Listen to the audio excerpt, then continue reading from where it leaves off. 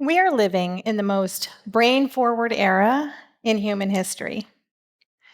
Just like technology is advancing exponentially, the same thing is happening with neuroscientists' research on brain functioning and nervous system regulation.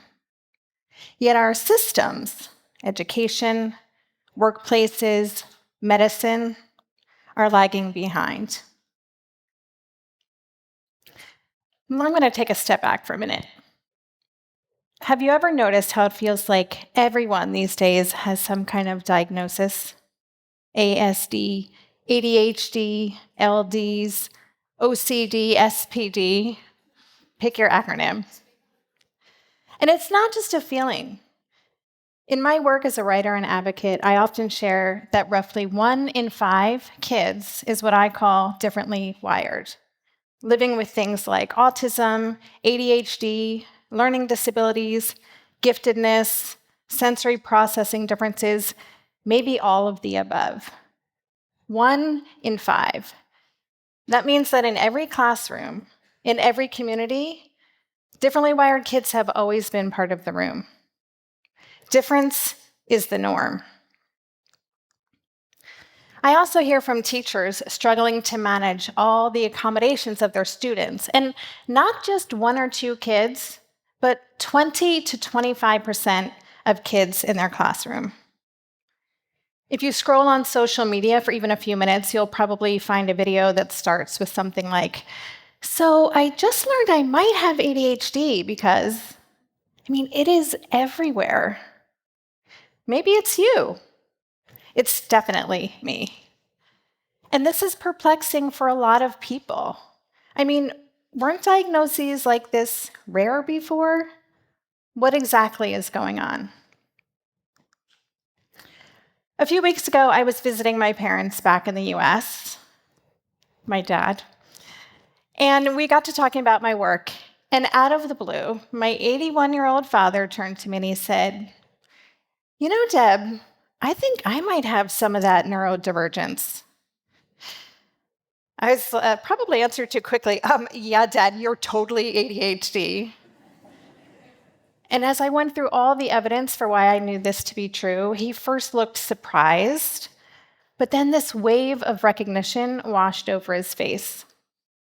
In one short conversation, a lifetime of negative messages about daydreaming, being a class clown, always juggling multiple personal projects, hyper-focusing on eccentric areas of interest, suddenly made sense.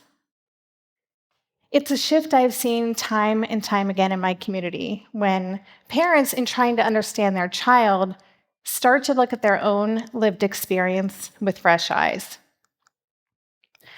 When I started my podcast back in 2016, the term neurodivergent wasn't even part of most people's vocabulary. But I knew there were other parents out there like me raising kids who didn't quite fit the mold, and we needed a place to talk about it honestly. Fast forward to today, more than 400 episodes, 9 million downloads, and a global community later, and it's clear this conversation was long overdue.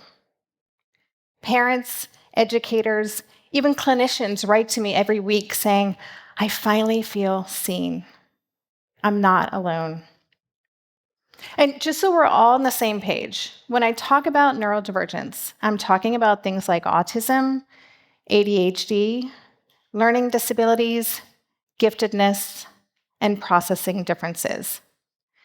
Essentially, someone who is neurodivergent is differently wired. Their brain functions and processes information in ways that are different from what is considered typical.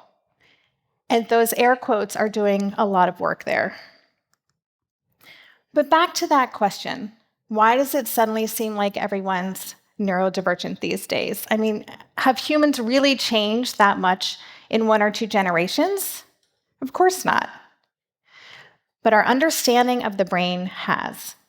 We have better science, better diagnostic criteria, and a lot more lived experience to draw from. So what looks like a surge is mostly visibility. People who have always been here are finally being seen, counted, and believed. So it's not just a fad. It's a long overdue recognition. And there's power in realizing you're not broken. Many parents like me find ourselves in the middle of this shift.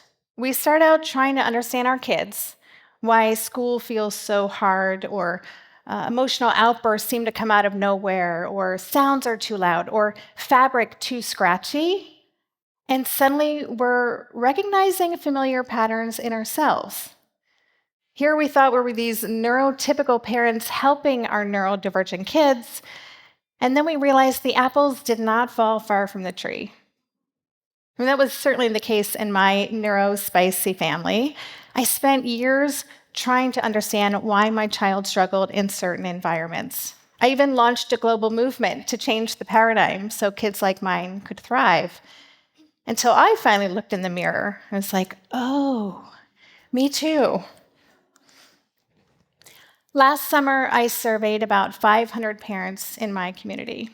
And when I asked them if they identified as neurodivergent or if raising their children had led them to consider the possibility, more than 50% said they'd either been formally identified or they strongly suspect they are.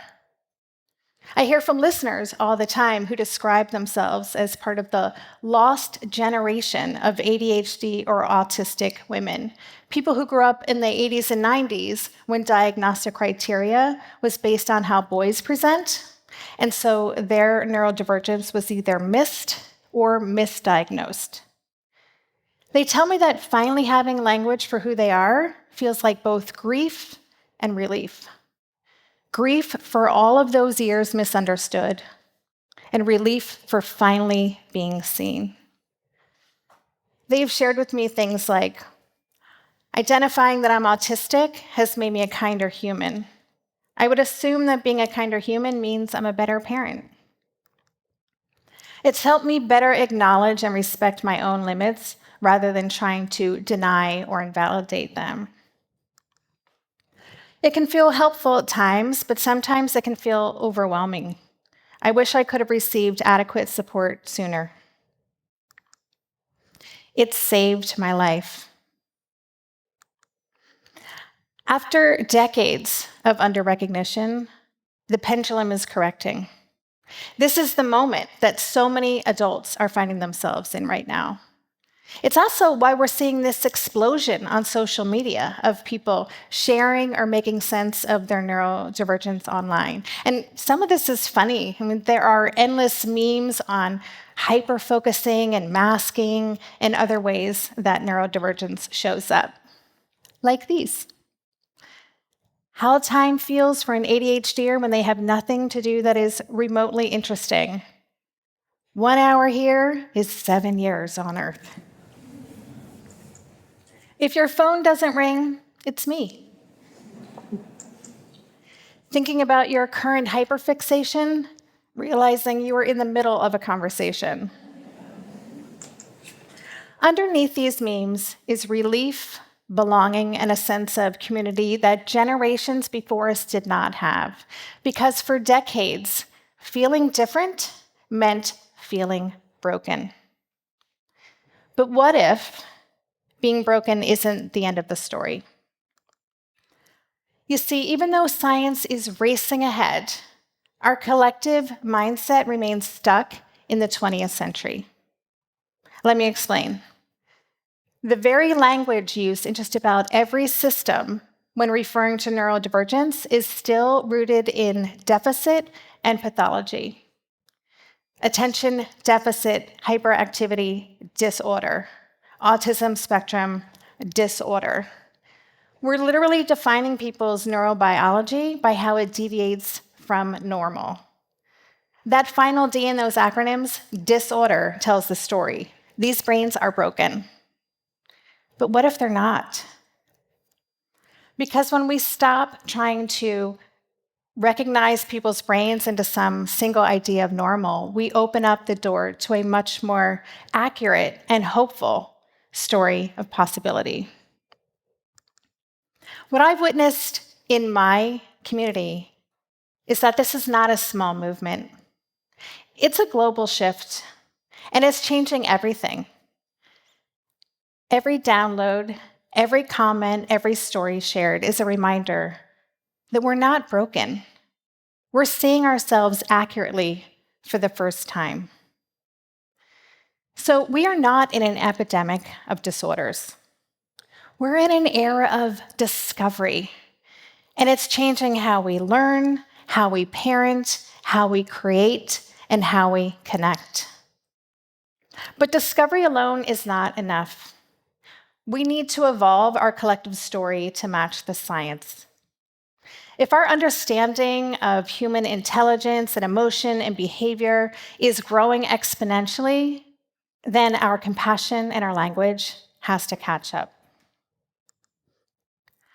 When I started my work, I thought I was creating a parenting podcast. What it's become is a mirror, reflecting back to thousands of people that who they are has always been enough. So this is my invitation. Let's start telling a new story. One where everyone gets to be seen and show up for the unique human they are. Because when we do that, everyone benefits.